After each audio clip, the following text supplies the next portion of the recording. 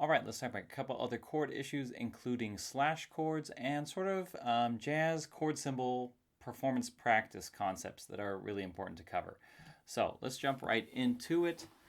Slash chords, very simply put, is a way of taking a chord on top, and if you put another root below it that isn't the root of this chord. So for example, I'm going to have a C triad, and I'm going to put the fifth below instead of the root in my voicing. And that gives me C/G.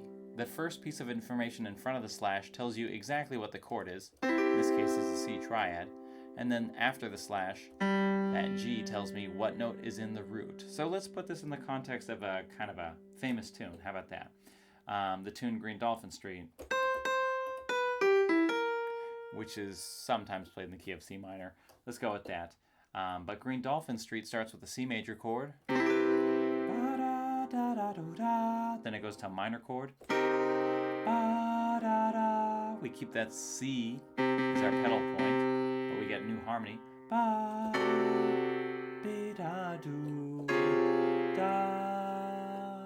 In there. So all together, Green Dolphin Street.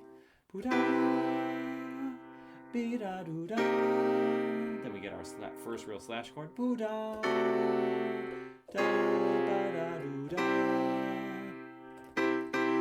Alright, so what's happening here? We have a pedal point of C. Our first chord is a traditional root position C major chord, followed by a root position C minor chord, major to minor. After that, we get a D triad on top of a C chord. That moves down by half step, along with the melody, and then finally back down to C. So, those chords in between, major, then minor, then we get a slash chord, which is descending to another slash chord with the pedal C, and then finally coming back to our home key, C in this case.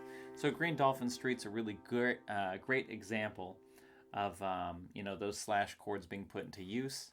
But again, the way you're most often going to see a slash chord used is probably going to be in inversion. So, for example, last time we talked about augmented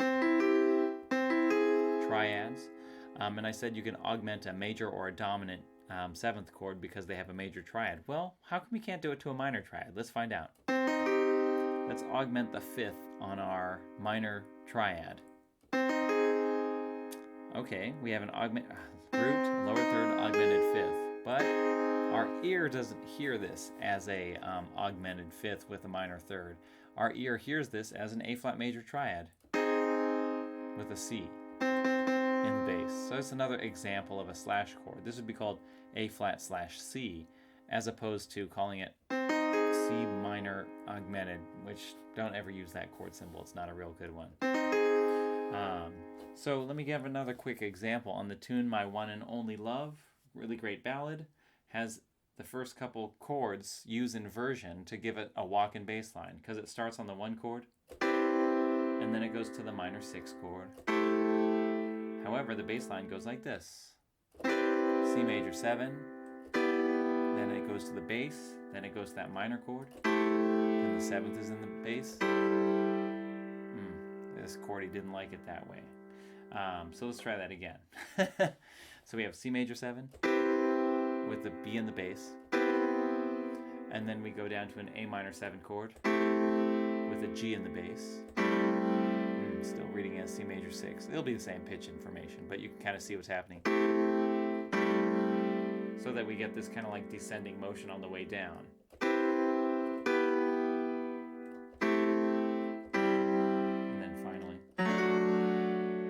An inversion again when we get to that third bar of this particular tune, which is a D triad, but the third is in the bass. So rather than writing it in Roman numerals with figured bass to tell us the inversion, simply it's a D chord, but you're going to put that note in the bass. So that's how you read slash chords. Now the last piece before we leave the topic of chords altogether, I have to mention is the common practice of actually reading chord symbols. So let's talk about this one right here. like C major 7.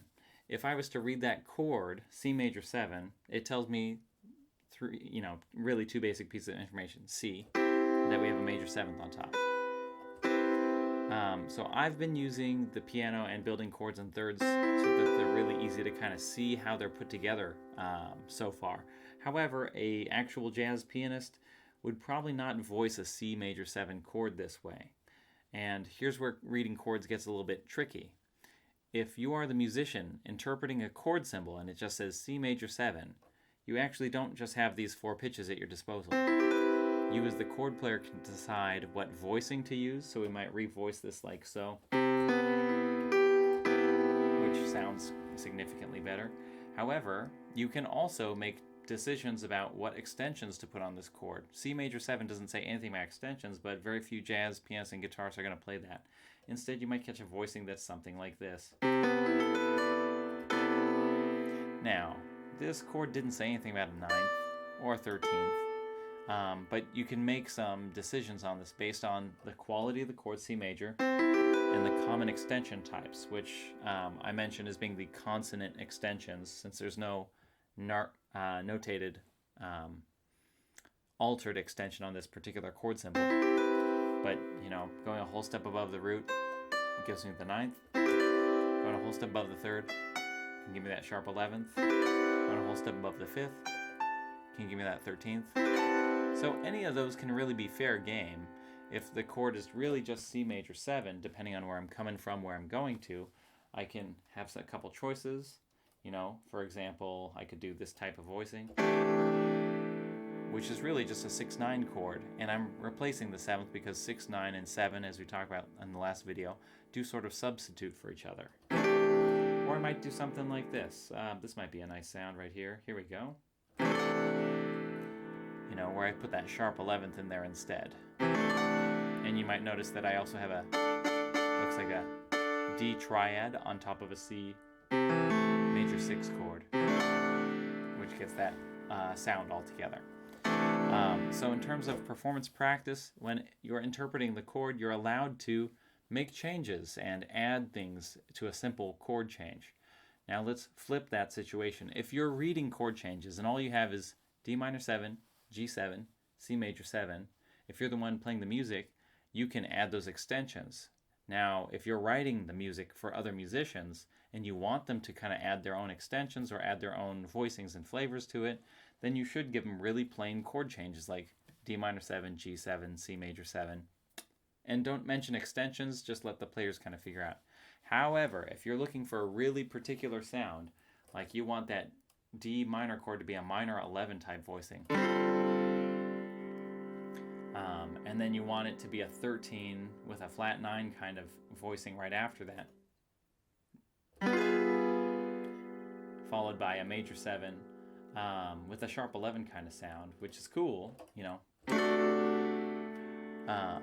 If you're looking for that really specific sound, that's when you have to write your chord symbols with those specific things. So you might write D minor 11 for that chord progression, G13 flat 9, and then C major 7 sharp 11. And that kind of limits the musicians to interpret it that more. That being said, some jazz musicians like really simple chord changes so they can figure out and do whatever they're going to do with it. Other jazz musicians actually like all that specific instruction, and there's no right or wrong about it. It's just kind of the way you write the music really does determine how players will interpret it. So those are some considerations regarding chord symbols, and I think that covers it for chords for now. All right, take it easy.